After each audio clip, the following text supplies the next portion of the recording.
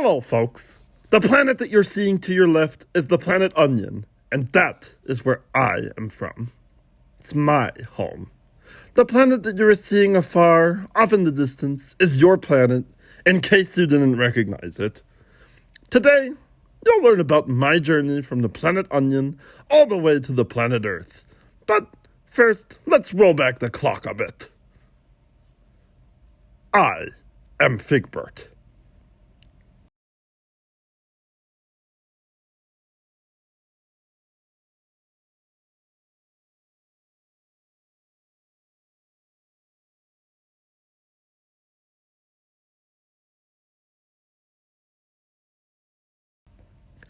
What makes a home feel like a home? Sure, Planet Onion is nice in the spring, especially when those grand green shoots stretch towards the stars. We always figured that it was, if nothing else, a good place to be a Figbert. But still, I found myself staring past those shoots of onions and wondering where else hadn't been explored yet. My planet is a little bit different from yours, where everything is connected to your imagination. Maybe you could consider this as dreaming. For example, is there a creature there? Or maybe not. Maybe you're thinking that the reality is bending, asking yourself what is real and what is not. Let me tell you something. Whatever you dream is real. So, you are seeing through my imagination right now. How does it look? I'm trying to remember the Appalachian Mountains. You can explore things depending on your imagination, but sometimes, or often, it's not enough. You need inspiration. That's where my story begins. My mother was a very cultured lady and predictably had media spanning the entire universe. I remember the first time I saw the Taj Mahal printed in her book of wonders of the world. Nobody could ever picture such a thing on our planet. In all honesty, for such an advanced people with spacecraft and magic hamburgers, we hadn't made many strides in the area of the arts. I can't pretend to say that I know any better, but I do have my mother's soul in some ways. She's been gone for a while now. She was, in many ways, the closest thing that I had to a home. Work got in the way, and we never took our trip to the Earth. But who knows? Maybe home is somewhere out there. Maybe home is just feeling welcome. Whether I find it out there or not, I was going to go see that Taj Mahal. I calculated the coordinates. I prepared my spaceship, and I was on the way singing my favorite human songs. This is ground control to Major Bert. You really made the grade. And the papers want to know whose shirts you wear. But it's time to guide the capsule, if you dare. And then I looked back down at the coordinates, and the computer was telling me something. The computer said, landing in T-minus. And I asked, T-minus? And the computer said, T-minus, now. Then my spaceship crashed. I was so disoriented, trying to understand what was all around me.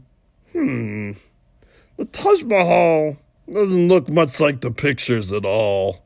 I mean, there are as many cows here as I thought, but then I saw that sign, Taco Bell, and I said, what the heck? Oh shit! It rerouted for the Taco Bell! For months, I tried to fix my spaceship. I was so desperate. I didn't even want to see the Taj Mahal no more. I just wanted to go back home. Why did I leave my home? Days followed weeks, weeks followed months, and I was stuck in the Taco Bell's parking lot. I was watching the cars coming by to drive through for some burritos. I was wondering what their homes are like, and if they even called them home at all.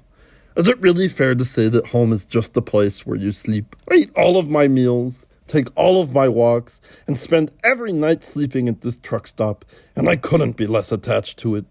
Sure, I could go anywhere else, but I just find myself missing this place. Maybe home is the place you wish you were, even if you don't really want to go back to there. I think that's what makes it so hard to figure out, because it isn't just one place. It's the combination of our feelings about that place. The way seeing it in the distance feels. But knowing where your favorite spots are, where the sun looks best in the summertime, the warmest place to lay in the winter, when the snow is falling on your paws. It isn't one thing, even if it would be a lot easier if it was. Then, one day, a car stopped in front of me. A human hopped out and said, "Hey, little buddy, how's it going?" And I thought, surely he's not talking to me. Nobody does. I'm just a dirty truck stop burrito gobbler. The human asked his dad, "Do you think he has a name, Dad?" And he responded, "It doesn't look like it. He looks like he's had a rough go at it. How does a bath and a dinner sound, buddy? We can try and find your home while we're at it." And then I screamed laughing, "Ha ha ha! If you know where home is, I'll follow you anywhere. You have no idea what kind of year I've had." They opened up the car's door, and I hopped in without even thinking. The whole time I was singing human songs, but obviously they didn't hear me or even care to sing along. Oh, God, humans. And then, before I knew it, we arrived home. Well, it wasn't my home, I was saying to myself, but I could feel the warmth. I didn't even finish my sentence when 2 dogs started to bark at me. They were asking, "Hey, what's your name?" And I am Figbert. And they said, "Go home, Figbert." And I screamed back, "Hey, what are your names?" Daisy. Trixie. "I am home, Daisy and Trixie." And this is how I met with my sisters. Oh, I miss them so much still. Now, I'm back to Planet Onion, but I'm not sure if it's home anymore. But we still are able to send voice messages to each other with the magic hamburger phone I left them. Oh, I'm getting a message from Trixie right as we speak. Hello, Figbert. I have a one-way ticket for you to the Taco Bell headquarters.